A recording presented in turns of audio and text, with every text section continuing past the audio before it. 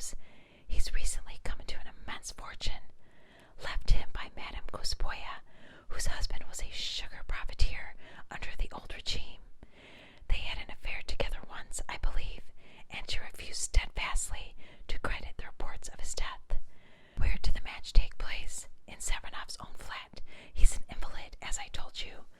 Many people there to watch it, at least a dozen, probably more. Perrault made an expressive grimace. My poor chap, your task is not an easy one. Once I know definitely that Wilson was poisoned, I can get on. Has it occurred to you that, in the meantime, supposing your assumption that Savernov was the intended victim to be correct, the murderer may try again?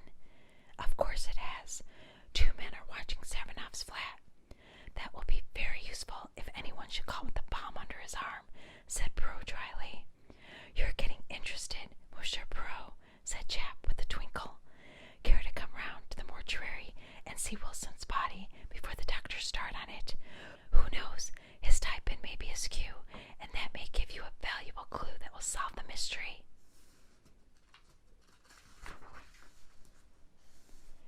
My dear chap, all through dinner my fingers have been itching to rearrange your own tie-pin. You permit, yes? Ah, that is much more pleasing to the eye. Yes, by all means, let us go to the mortuary. I could see that Perrault's attention was completely captivated by this new problem.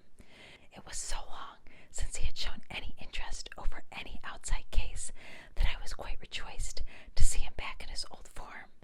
For my own part, I felt a deep pity as I looked down upon the motionless form and convulsed face of the hapless young American who had come by his death in such a strange way.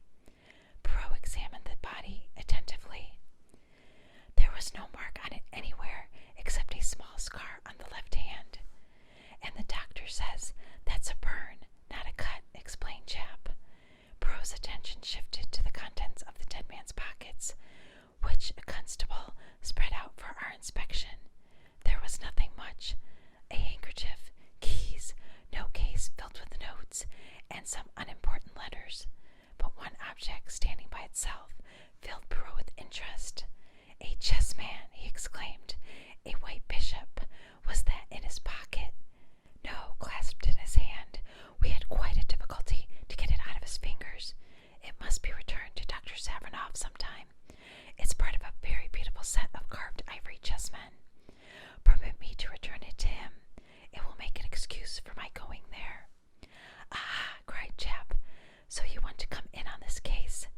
I admit it. So skillfully have you aroused my interest. That's fine. Got you away from your brooding. Captain Hastings is pleased too, I can see. Quite right, I said, laughing. Perrault turned back towards the body. No other little detail you can tell me about him? He asked. I don't think so. Not even that he was left-handed. You're a wizard, Monsieur Perrault. How did you know that?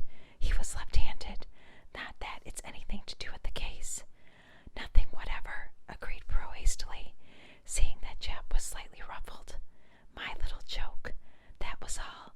I like to play you the trick, see you. We went out upon an amicable understanding. The following morning saw us wending our way to Dr. Savernov's flat in Westminster. Sonia Develoff, I mused. It's a pretty name. Perrault stopped and threw me a look of despair. Always looking for romance. You are incorrigible. It would serve you right if Sonia Develoff turned out to be our friend and enemy, the Countess Vera Rozakov. At the mention of the Countess, my face clouded over. Surely, Perrault, you don't suspect. But no, it was a joke. I have not the big four on the brain to that extent, whatever Japp may say. The door of the flat was opened to us by a manservant with a peculiarly wooden face. It seemed impossible to believe that the impassive countenance could ever display emotion. Perrault presented a card on which Japp had scribbled a few words of introduction, and we were shown into a low, long room furnished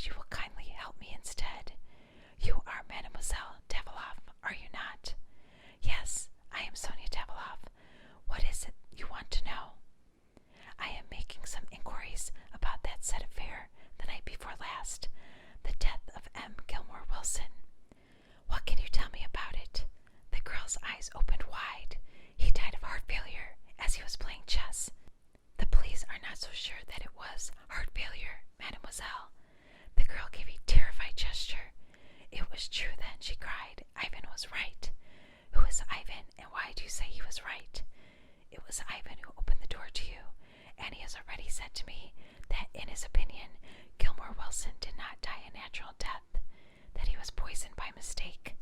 By mistake? Yes, the poison was meant for my uncle. She had quite forgotten her first distress now, and was speaking eagerly. Why do you say that, mademoiselle? Who should wish to poison Dr. Savranoff? She shook her head. I do not know. I am all in the dark. And my uncle, he will not trust me. It is natural, perhaps. You see, he hardly knows me. He saw me as a child, and not since, till I came to live with him here in London. But this much I do know. He is in fear of something. We have many secret societies in Russia, and one day I overheard something which made me think it was of just a society. He went in fear. Tell me, monsieur, she came a step nearer and dropped her voice. Have you ever heard of a society called the Big Four? Perrault jumped nearly out of his skin. His eyes positively bulged with astonishment. What do you know of the Big Four, mademoiselle? There is such an association, then. I overheard a reference to them, and asked my uncle about it afterwards. Never have I seen a man so afraid. He turned all white and shaking. He was in fear of them, monsieur, in great fear. I am sure of it, and by mistake they killed the American Wilson. The Big Four, murmured Perrault, always the Big Four. An astonishing coincidence, mademoiselle. Your uncle is still in danger. I must save him. Now recount to me exactly the events of that fatal evening. Show me the chessboard, the table, how the two men sat, everything. She went to the side of the room and brought out a small table. The top of it was exquisite, inlaid with squares of silver and black to represent a chessboard. This was sent to my uncle a few weeks ago as a present, with the request that he would use it in the next match he played. It was in the middle of the room, so. Perrault examined the table with what seemed to me quite unnecessary attention. He was not conducting the inquiry at all, as I would have done. Many of his questions seemed to me pointless, and upon really vital matters he seemed to have no questions to ask. I concluded that the unexpected mention of the Big Four had thrown him completely off his balance. After a minute examination of the table and the exact position it had occupied, he asked to see the chessmen. Sonia Daviloff brought them to him in a box. He examined one or two of them in a perfunctory manner. An exquisite set, he murmured absent-mindedly. Still not a question as to what refreshments there had been or what people had been present. I cleared my throat significantly. Don't you think, Perrault, that... He interrupted me peremptorily. Do not think, my friend. Leave it all to me. Mademoiselle, is it quite impossible that I should see your uncle? A faint smile showed itself on her face. He will see you, yes. You understand, it is my part to interview all strangers first. She disappeared. I heard a murmur of voices in the next room, and a minute later she came back and motioned us to pass into the adjoining room. The man who lay there on a couch was an imposing figure, tall, gaunt, with huge bushy eyebrows and white beard, and a face haggard as the result of starvation and hardships. Dr. Savranoff was a distinct personality. I noted the peculiar formation of his head, its unusual height. A great chess player must have a great brain, I knew. I could easily understand Dr. Savranoff being the second greatest player in the world. Perrault bowed. The doctor, may I speak to you alone? Savranoff turned to his niece. Leave us, Sonia. She disappeared obediently. Now, sir, what is it? Dr. Savranoff, you have recently come into an enormous fortune. If you should die unexpectedly, who inherits it? I have made a will leaving everything to my niece, Sonia Daviloff. You do not suggest... I suggest nothing, but you have not seen your niece since she was a child. It would have been easy for anyone to impersonate her. Savranoff seemed thunderstruck by the suggestion. Perrault went on easily. Enough as to that. I give you the word of warning, that is all.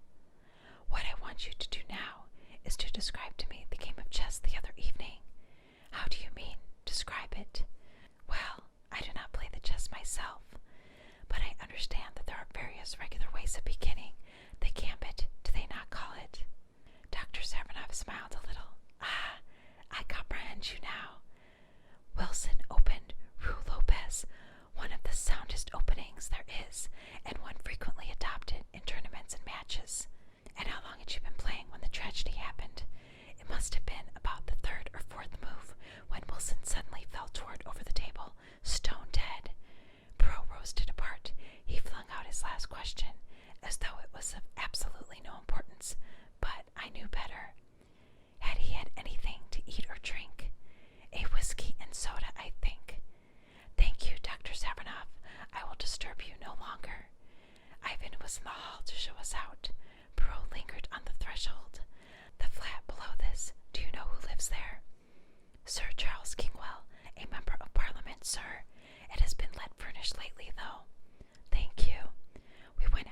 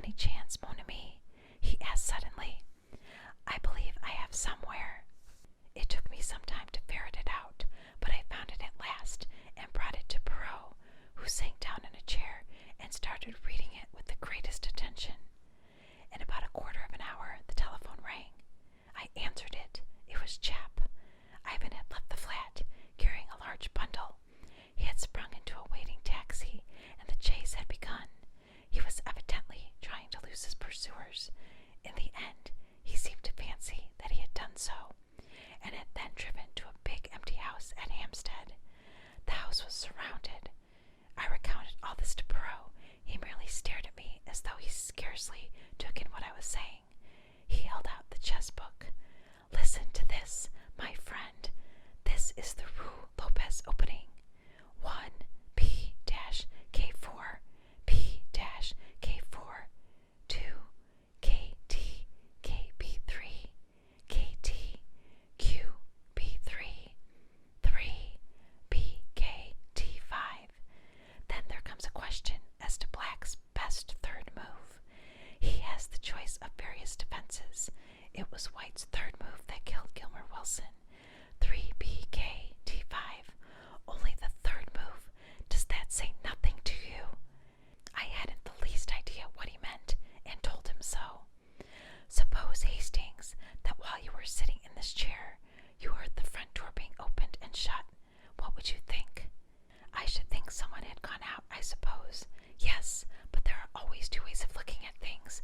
Someone gone out, someone come in. Two totally different things, Hastings. But if you assume the wrong one, presently, some little discrepancy would creep in and show you that you were on the wrong track. What does all this mean, Perrault? Perrault sprang to his feet with sudden energy. It means that I have been a triple imbecile. Quick, quick, to the flat in Westminster. We may yet be in time. We tore off in a taxi. Perrault returned no answer to my excited questions. We raced up the stairs. Repeated rings and knocks brought no reply, but listening closely, I could distinguish a hollow groan coming from within. The hall porter proved to have a master key, and after a few difficulties, he consented to use it. Perrault went straight to the inner room. A whiff of chloroform met us. On the floor was Sonia Daviloff, gagged and bound, with a great wad of saturated cotton wool over her nose and mouth. Perrault tore it off and began to take measures to restore her. Presently a doctor arrived, and Perrault handed her over to his charge and drew aside with me. There was no sign of Dr. Savernoff. What does it all mean? I asked, bewildered. It means that before two equal deductions I chose the wrong one. You heard me say that it would be easy for anyone to impersonate Sonia Daviloff because her uncle had not seen her for so many years. Yes. Well, precisely the opposite held good also. It was equally easy for anyone to impersonate the uncle. What? Savernoff did die at the outbreak of the Revolution. The man who pretended to have escaped with such terrible hardships. The man so changed that his own friends could hardly recognize him. The man who successfully laid claim to an enormous fortune.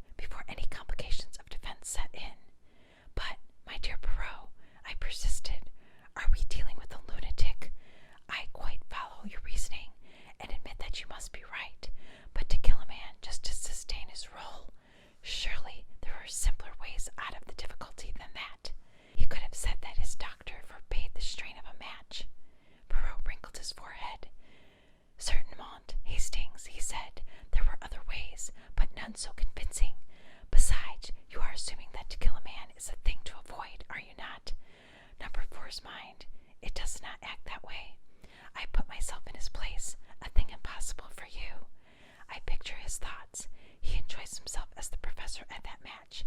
I doubt not he has visited the class journeys to study his part. He sits and frowns in thought. He gives the impression that he is thinking great plans, and all the time he laughs at